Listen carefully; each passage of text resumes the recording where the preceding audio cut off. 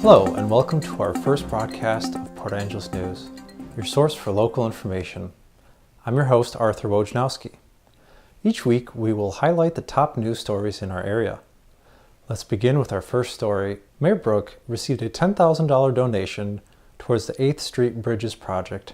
It is my pleasure here to welcome First Federal.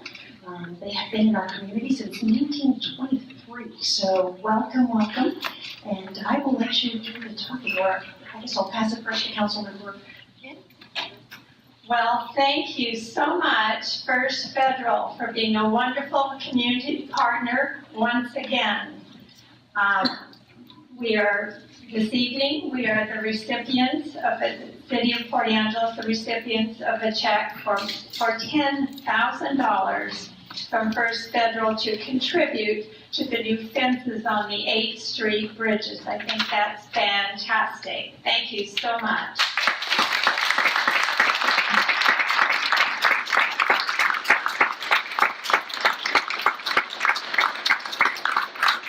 They are so happy to make this contribution, and representing First Federal tonight is their Director of Marketing, Derek Brown. So Derek, thank you for being here. My pleasure. Thank you. On behalf of First Federal, I'd just like to say we're very enthused about the opportunity to partner with Cherry Kid and the City of Port Angeles, and we're hopeful the completion of this project may assist in the prevention of any future tragedies. Wonderful. We're all working together. Thank you, First Federal. Another timeline in the works is when or if a plastic bag ban will be enacted. At the February 6th City Council meeting, concerned citizens from the Plastic Reduction Coalition gave a presentation about the harms of plastics. My name is Mindy Gelder, and I'm a community member. Many of you already know me. I'm a therapist in town and also a passionate plastic advocate. This is my nemesis.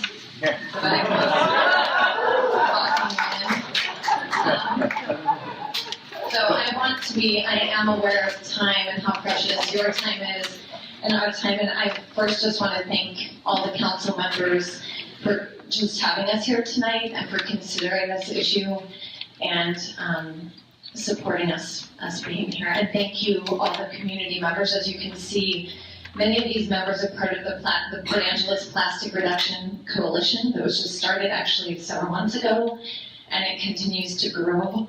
And everywhere we go, we find a lot of support in taking action locally to reduce our plastic pollution and our plastic footprint. So I want to talk about one way of doing that. And I want to just briefly start talking about the overall global problem of plastic pollution and then talk about plastic bags specifically. So over the past 10 years, we have created more disposable plastic than in the whole of the last century. 50% of all the plastic that we use is used only one time and tossed away. That plastic never goes away. It degrades maybe over thousands of years, but some may argue it never decomposes fully. It actually changes the chemical structure where it decomposes, which primarily happens to be the ocean. 8 million metric tons of plastic end up in our oceans every year. It's equivalent to 5 plastic grocery bags full of plastic on every coastline in the world. So, if you travel the world, if you talk to scientists, if you see what's going on, you know this is not some hippie fad sidebar issue. This is a big concern for our world. Just a little humor, not so humor. Here's just an example of how we live. I have a plastic cart of disposable plastic products and impenetrable plastic packaging, which I'll pay for with plastic and put in plastic bags. You could save lots of steps and just put it on the ocean right now. It's just a little humor for a night. Maybe a little depressing. So this is just a picture of a beach, actually, that's 100 miles from any human civilization. I was recently, just came back a couple days ago from Nicaragua, watched just tons of plastic washing up on the beaches, very remote beaches where turtles are coming up and laying their eggs. So I got to see it firsthand. we can also see it firsthand. We're not far. But this, we see it out there. It's out there. And it's not hard to find, even in our marine sanctuary nearby. So specifically, I just want to talk about one simple thing that we're asking our city to consider doing, which is to reduce our use of single-use disposable plastic bags. It's a drop in the bucket, I realize, with the disposable plastic issue, but it is a significant drop in that bucket. If you are interested in expressing your opinions in support or against the plastic bag ordinance, come to the March 6th Port Angeles City Council meeting. Passage of the Transportation Benefit District is beginning to pay off, with announcements of the beginning of a $1.8 million roads project. All right, so the next item on the list is the Transportation Improvement Board grant acceptance for 10th Street projects. I've got that one, and before I go and talk about the grant itself, I just want to talk a little bit about this exciting project. And I know, probably only an engineer can find asphalt exciting. So just a little background on this project, because a lot of things came together over the last 12 months to make this happen. This project's been on the books since the 1990s. This 10th Street reconstruction, and it's one of the complaints I get all the time. Leading up to this, we had the council approve the formation of a transportation benefit district in 2017. That was the first step. The public then went forward and approved the sales tax to now fund that transportation benefit district. That's where we got, when you ever get a state grant, you need a matching fund from the city, which we didn't have with our city and street budget. With that sales tax in place and knowing the funding was going to be coming in 2018, we moved forward to submit a package for 2 projects to improve 10th Street, hoping we'd get one of them. Transportation Improvement Board saw that we were ready to go. The engineers had a plan in place, a great grant submission, and the Transportation Benefit District ready to fund it, and they approved and put together a grant for both 10th Street projects. If you remember, last winter, the council was approving emergency funding because 10th Street just exploded last winter when it fell apart. So a lot of good decisions came to fruition to make this happen. When we went forward with the sales tax, we said 10th Street was going to be our priority project for Transportation Benefit District, and we're keeping our promise to the public that it is the #1 project we're going to push forward with the state grant, the first step in that process. With that, I think all the facts are in the memo. It's about a $1.8 million project. Part of it from M to N Street improves the walking of children to Hamilton School, and then the I to, if I got this right, I to M Street just improves the asphalt surface. So we take care of a lot of problems in that area. And with that, I will turn it over to council for any questions you might have regarding the state grant and its implications. Thank you, Mr. Fuller. Anybody? Yes. Councilmember Kidd. How soon can you get started, and when will it be completed, and when will our kids be walking on sidewalks to Hamilton School? Well, pending the completion and awarding of permits for the project, which always can take longer than expected, we'd love to have this started end of the summer, but that's all dependent on permits coming through. Can't wait to have a road with no potholes. And now, let's take a look at our upcoming weather.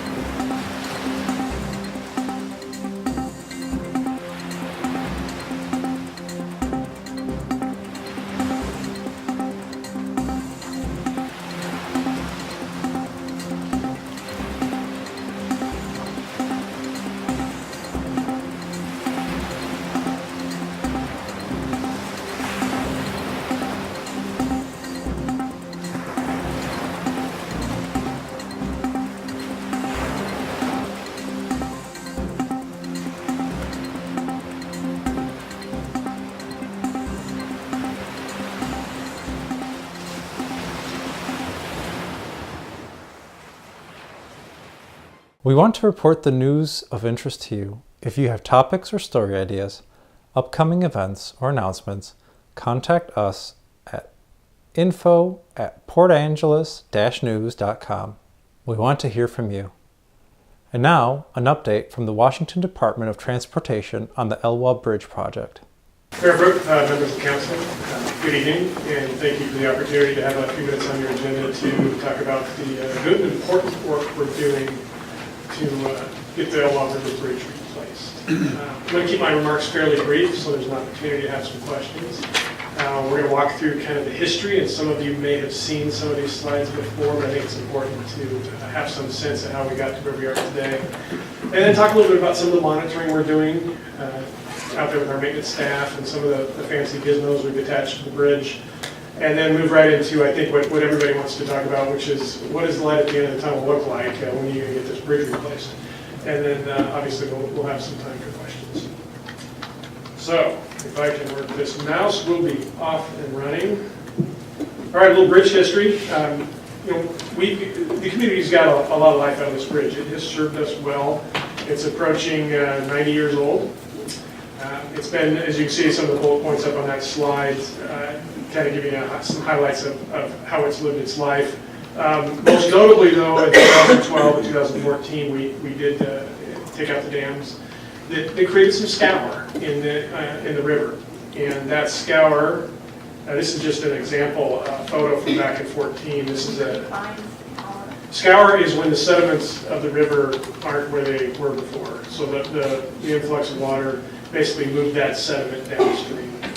And so this picture here on the left-hand side of the slide, that's sediment, trees, and then a month later, this is back in 2014, this is about an area of about 3.5 acres. So it just gives you a sense of how powerful water can be in moving materials around, which has kind of led us to this picture, which, let me explain what you're looking at here. These are the two piers or columns that support the existing bridge. And you're not really supposed to see all this stuff down here. This is, actually what you're seeing there is some of the old wood from the original caisson.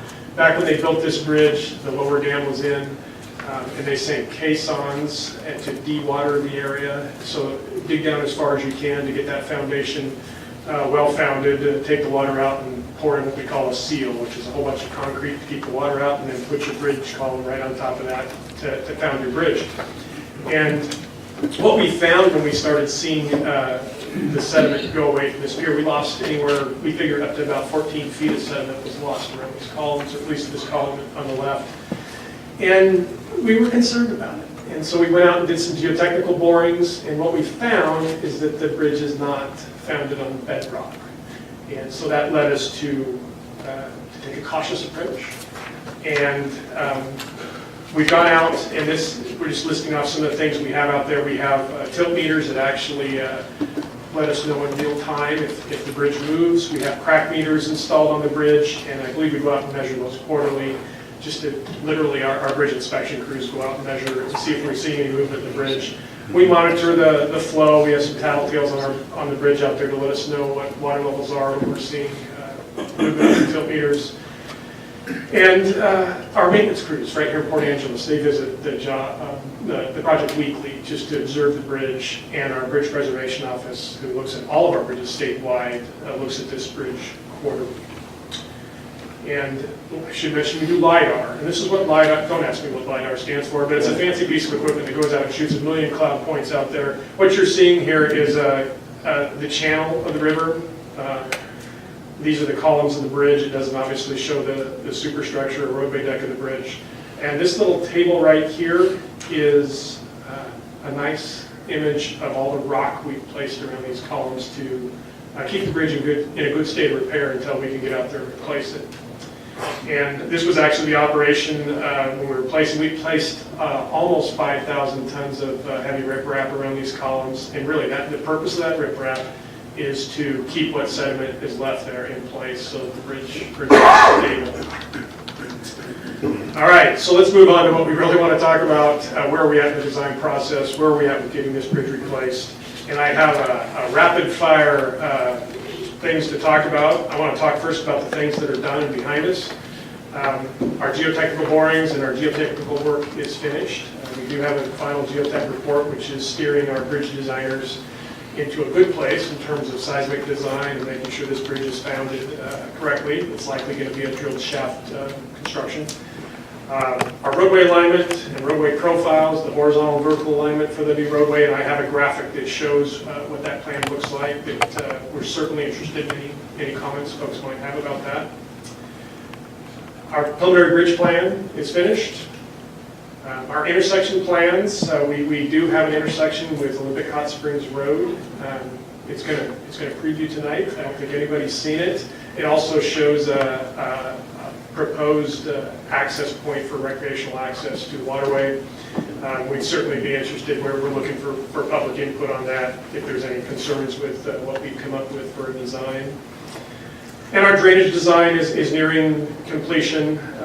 We have to obviously treat all the water that comes off of the new impervious area for quality. We have some retaining walls to design. We have to obviously assemble contract plans for bidding, and that's coming along nicely. We have some overhead power out there that needs to be relocated. That's also coming along nicely. And we have to do a estimating before we put a job out for bid. And obviously complete the bridge design. And the new intersection at Olympic Hot Springs Road will be illuminated so that it's a little safer than it is today. And so we're working on some illumination design. It's kind of barely halfway done. And our traffic control phasing and staging, how exactly we want to build this bridge is also early in the design process. Now to the challenging parts of the project. As with all of our transportation projects nowadays are challenging from a permitting, and there's always a certain amount of controversy that comes with transportation improvements. And so the NEPA process is we have federal funds in this project, and we have 2 items right now that are driving our construction start, and they're listed here. It's what we call the National Environmental Policy Act. And what's listed underneath there are all the discipline type reports, all the kind of specialty studies we have to do with any project, and it includes this project. So we're looking at the Endangered Species Act. I mean, we know we'll be having an adverse effect on bull trout and Chinook salmon. We think some of the other species will not be affected, but certainly we're going to be in the water with this bridge, so we're going to have some impacts there. We're also required to look at vegetation and parks and recreation and environmental justice and noise and visual qualities. A lot of the primary issues we're dealing with out here are the endangered species. We have some historical natural resources to look at. And parks and recreation, obviously, the new alignment, which you'll see on the next slide, is on the Olympic National Parks lands. So obviously there's a direct nexus to the parks and recreation piece. And then the real kicker here is our environmental process, this NEPA process, right now we expect to be through this process by November of this year. And you can't go out and purchase your property rights until the NEPA process is complete. And the reason for that is we want to make sure the project is cleared by the Federal Highway Administration to go forward before we go out and purchase property for it, or purchase easements in this case. We do need an easement deed from Olympic National Parks to put the bridge on the new alignment we proposed. And that is up to a 6-month process. So if you do the math on that, we get done with NEPA in November, add on 6 months, we will be right there in time to begin our construction work in the summer of 2019. So let me move on. And of course, community engagement is an ongoing process for us at DOT. We do not want to design, display, and defend. We like to get out in the community and make sure we're doing the right thing to start with. All right, so there you have it. I don't know how well you can see that. That's not too bad. So last we were out here, I know we heard loud and clear that building a new bridge on a new alignment that flattened the curve and provided a better experience out there for motorists. We heard that, so we have, this is the design we're carrying forward. I have a detail on the next page. This is a tighter in look at the Olympic Hot Springs intersection. As you can see here, this is the scheme we've come up with, and this is very tentative. We have not gone public with this yet, except for tonight, and we have some meetings tomorrow. We'll also be presenting this at. This is a concept at this point of how we provide recreational access. The bridge itself, up here we have right turn to take a look at Hot Springs, left turn to Pocket coming westbound, illumination, bus stop at this location. The bridge itself, 2 12-foot lanes and 6-foot shoulders, so some non-motorized use will be available there on the new bridge, where it's kind of tight today for that sort of operations. So if you have any comments on this, we would love to hear it. But this is the plan we have today, that we are advancing as rapidly as we can through the NEPA process. And so what does it look like? I kind of touched on a lot of this already, but we are at the point where we're trying to get through the bridge design and all that environmental work and acquiring our property rights. And next spring, it is our hopes to be advertising a construction contract to bid, to hire a contractor to begin construction. And we expect to be open to traffic by fall 2020. It's ideally a bridge like this could be built faster than that, but we have what we call fish windows to work in, where we have to work around that. So, the substructure 1 year, and we'll finish up, get out of the water in the following years. But we're fairly confident this schedule will go well. That asterisk at the bottom is there just in case. The bridge it's functional, it's not load rated, we think it's safe. And the only thing that would change that is if if we lose that material that we've placed around the piers. So. And I have one other slide here, or 2 other slides. This is kind of a shopping list of all the ways you can get a hold of us or get information about the project. We have great Clyde McClody and her team are here tonight. They do a great job with our community outreach. And her name's on the last slide. And so if we need to plug anybody in, by all means, let's jot her number down.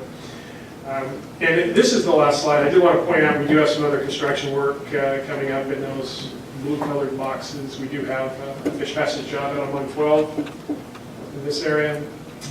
And we have a paving job up on SR20. And believe it or not, continued work on the Hood Canal Bridge. I think that's kind of a standing item these days. And this project in Killisset Harbor is probably not going to go. It's having some NEPA challenges in its end. And back to downtown Port Angeles.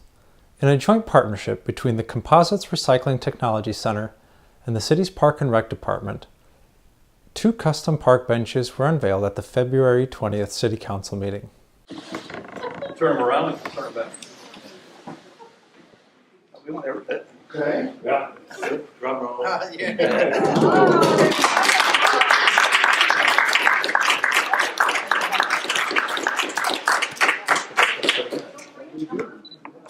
So Dave, you want to talk a little bit about it? Sure, yeah. So you can see here, this is a center plaque. We'll turn it around for you folks here in just a sec. But this is Project Pigeon, bench shade with recycled carbon fiber, and then it's got the insignia for the CRTC, City of Bob, and the city, and then presented to the City of Port Angeles 2018. And then we've all signed down at the bottom, and the little plaque says CRTC first article, February 2018. So this is the one that's going to go into the City Hall, just as a commemorative.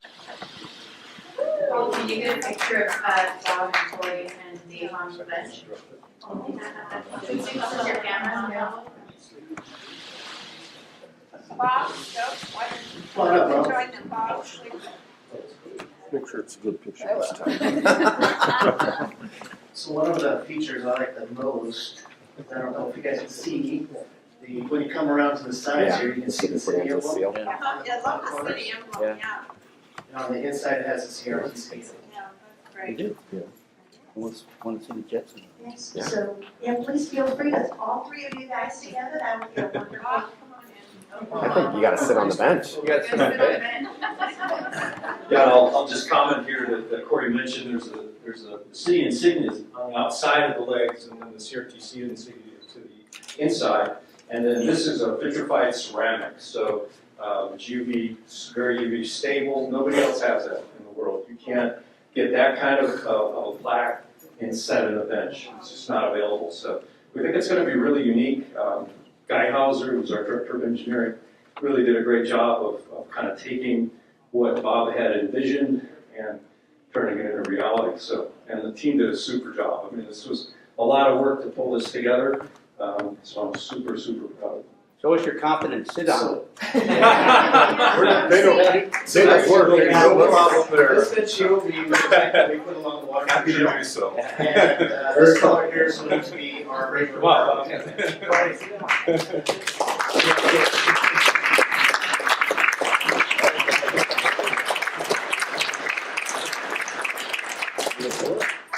Feels pretty comfortable. And here's Park Director Corey Delicat with more information on the city's Adopt-A-Bench program. The reason why we wanted to come up with a new bench was because we really wanted to get away from our memorial and donation program. It started in the early 1990s, and it was a type of program that was really popular in the 90s to generate revenue for the parks departments. But the program is 26 years old. As you can see from one of the benches down along the waterfront trail, the program was in dire need of some change. So one of the things moving forward that a lot of municipalities are doing is moving towards an Adopt-A-Bench program. And we developed that over the course of the last 6 months, and the Parks and Recreation and Beautification Commission approved that in January, and we put a copy of that policy, the new policy, in the last council packet. I'm happy to answer any questions about that. Since then, Dave and I have been on the KONP show, and really what we're trying to do, even as a city, is really help market this product, because we feel like we are partners in this. And that not only is this $10,000 an investment in our waterfront trail and benches, but it's really an investment in our community, and that's something that was really important to the city. So moving forward, one thing, we're not quite ready to start putting benches out on the waterfront trail, but we are taking reservations as far as waiting lists, and we are developing a catalog to really showcase this. So in between that time, we are getting hold of the original donors of the memorial and waterfront donation policy that the folks really started the program. And one of the benches that we have today is actually going to be dedicated to the original donors of the program. And that's something that we wanted to give back to them. Last week, the Port Angeles School Board of Directors announced their choice for Superintendent, Martin Brewer from Shelton. We finish up our program with upcoming events. Saturday, March 10th and Sunday, March 11th at the Port Angeles High School is the Clallam County Home and Lifestyle Show. Guy Cole Event Center Phase 2 ribbon cutting ceremony in Sequim will be held on March 28th at noon. Clallam County Economic Development Council hosts Entrepreneurship 101 Friday, March 16th at 9:30 a.m. in Sequim, or Wednesday, March 28th at 5:15 p.m. in Port Angeles. Thank you for joining us on our first broadcast. Thank you, Port Angeles, and until next time.